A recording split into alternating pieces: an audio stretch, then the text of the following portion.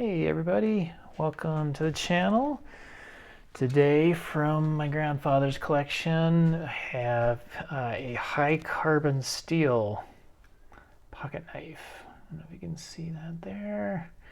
High carbon steel was the brand applied by Sears Roebuck and Company, or aka Sears, back in the day. This guy is not a terrific knife. It's got a nice pristine blade here that is pretty good shape. It is absolutely not sharp. Of course, all it needs is a good sharpening. But it is kind of interesting because it has a lock on it, and I believe this is called a back lock. It's kind of like the back, although it's not really in the back.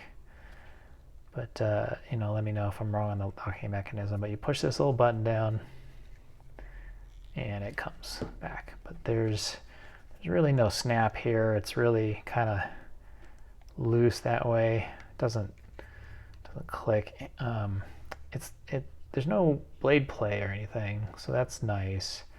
And it does lock pretty well. You push the button down, but it doesn't, no snap or anything. And it's a pretty cheap knife. This handle is very much plastic, kind of a hollow plastic with no bolsters or anything. And it's got these steel pins. Looks like it goes through all the way on that one and this one, but that's about it. And it's got these steel liners. So this just looks like kind of a cheapo Sears pocket knife. So not the best example of pocket knife manufacturing, but it works. It's kind of an interesting little piece of history. So yeah. I'm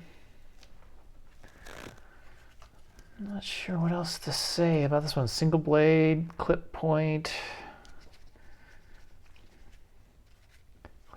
blade here. Put some oil on there and see if anybody wants this guy. Yeah, stuff like these are more just kind of a nostalgia thing, I think, rather than, oh, it's a really well-made knife. These are the kind of knives I probably would take with me camping or something, just because it wouldn't bother me too much if I ended up losing it or destroying it or something. But that's the only thing. Yeah, putting oil in plastic's not really going to do anything, but I'll put some oil back here on the back spring and the locker mechanism.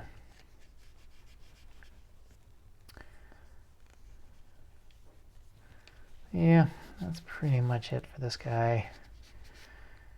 Be interesting to see who may be interested in something like this.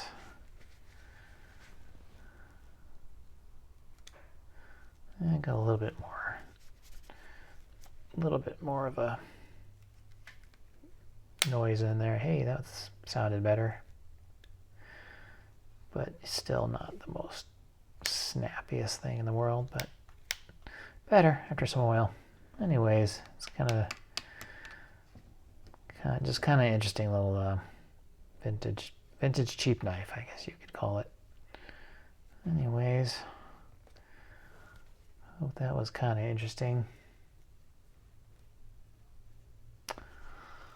Okay. See you on the next knife. Thanks for stopping by.